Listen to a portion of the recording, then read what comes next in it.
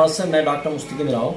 आज हम चलते हैं आशू मलिक जी जो देहात विधानसभा से यहाँ सहारनपुर से प्रत्याशी हैं, उनके बहुत चहेते हैं, वो समाज सेवी भी हैं और लॉकडाउन में पीछे जो है उन्होंने काफ़ी लोगों की सेवाएं की हैं और आशू मलिक जी से बहुत मोहब्बत करते हैं। आइए चर्चा करते हैं उन पर आने वाले चुनाव के लिए। डॉक्टर नदीम साहब, आप जो है आशू मलिक जी से कैसे इत्तेफाक रखते हैं?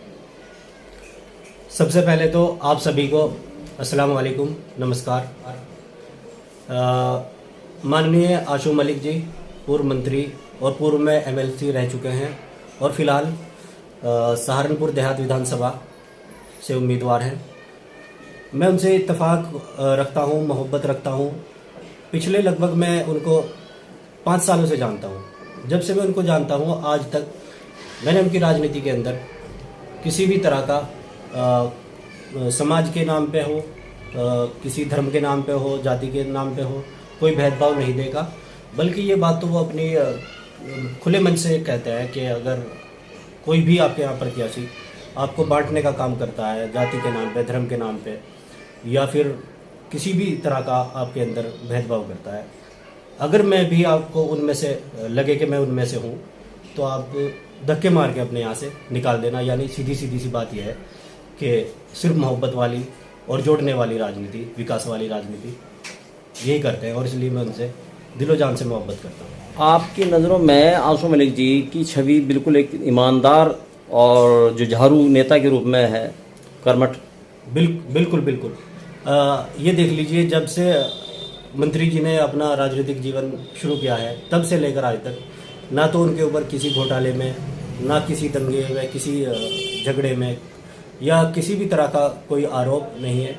और बस यही वजह है कि मैं उनको दिल से अपना नेता मानता हूँ। डॉक्टर नसीम साहब, क्या आप आशू मलिक जी के बारे में कुछ बताएंगे और कि उन्होंने कहाँ समाज को सेवाएं दी हैं इस तरह की? हाँ जी, बिल्कुल। आपका हासिमपुरा कांड हो जिसमें रात को निकाल कर लोगों को मार दिया गया था, उसमें काफ़ी लोगों को मारा गया था और उनको आज तक इंसाफ नहीं मिला था। तो पिछली समाजवादी सरकार के अंदर मंत्री जी ने उनको इंसाफ दिलाने का काम किया।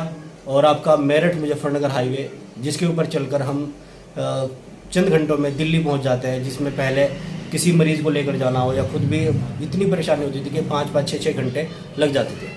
और पिछली बार भी सरकार, जब समाजवादी की सरकार थी, तब भी मंत्री जी ने सहारनपुर के अंदर काफ़ी जोड़ों के विवाह कराए थे। उसमें हिंदू मुस्लिम सभी लोग थे। और अभी भी माननीय पूर्व मंत्री अखिलेश यादव जी के 48वें जन्मदिन पर 48 जोड़ों के विवाह कराए, जिसमें हिंदू मुस्लिम सभी समाज के लोग थे, सभी समाज के जोड़े थे। और मुजफ्फरनगर दंगा पीड़ित जो है उनको भी मंत्री जी ने बसाने का काम किया है। डॉक्टर नसीम जी, आप पूर्व मंत्री आशू मलिक जी की जीत के लिए कहाँ तक आश्वस्त हैं?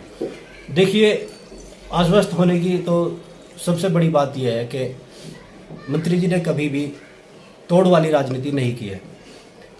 हमारे निवर्तमान विधायक मसूद अख्तर साहब साथ आ चुके हैं, पूर्व जिलाध्यक्ष चौधरी अब्दुल वाहिद साहब साथ हैं और इमरान मसूद साहब साथ हैं।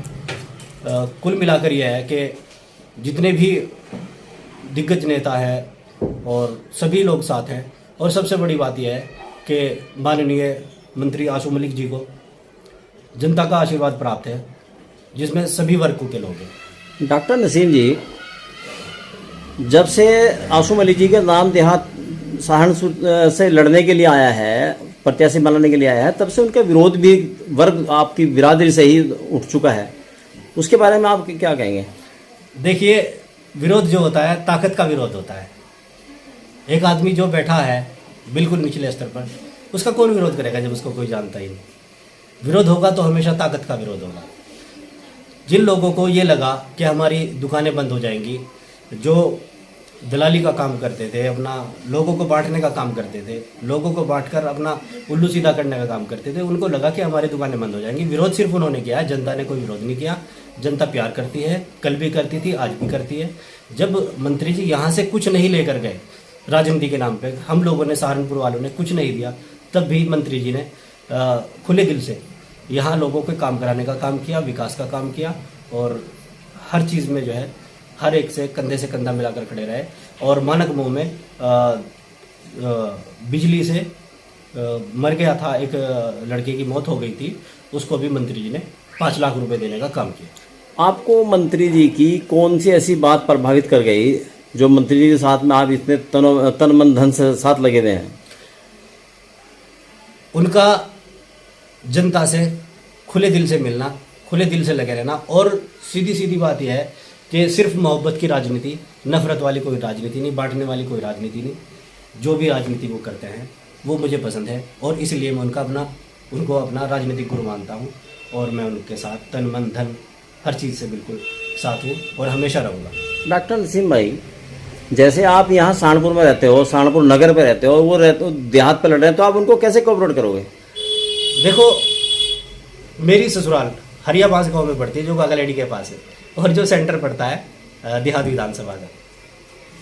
तो हमारे तमाम रिश्तेदारी और मेरी भांजी की शादी भी हुई है अभी, अपना सोना सैयद माजरा गांव पड़ता है, डॉक्टर जमीर अहमद वो हमारे दामाद हैं और तमाम लोग और वैसे भी हमसे मोहब्बत करने वाले हमारे काफ़ी मरीज़ भी देहात विधानसभा के हैं, सभी लोग जानते भी हैं। देहात विधानसभा में हमारी काफ़ी रिश्तेदारियां हैं और वैसे भी देखो, जब आपका चेहरा साफ सुथरा हो तो हर आदमी आपके साथ खड़ा होने को तैयार रहता है। तो इसी वजह से हमारे साथ अल्लाह का शुक्र सभी धर्मों के और सभी वर्गों के लोग हैं, सबका साथ और सबका आशीर्वाद हमें प्राप्त है। डॉक्टर नसीम साहब, क्या आपको लगता है आशू मलिक जी जीतने के बाद जनपद वासियों की सेवा कर पाएंगे या फिर मुरादनगर रहेंगे या फिर लखनऊ रहेंगे? ये लोगों के अंदर संशय है। देखिए, सबसे पहली बात तो यह है कि मंत्री जी मुरादनगर के नहीं है। मंत्री जी जो है बड़कली गांव के हैं, उनका गांव जिला सहारनपुर में पड़ता है, देवबंद के पास ये बड़कली गांव है। जब मंत्री जी ने यहाँ से कुछ नहीं लिया था, हमने उनको विधायक नहीं बनाया था, कोई इलेक्शन नहीं लड़ाया था, किसी भी तरह की राजनीति की ताकत हमने यहाँ से नहीं मंत्री जी को दी थी, तब उन्होंने सेवा की है।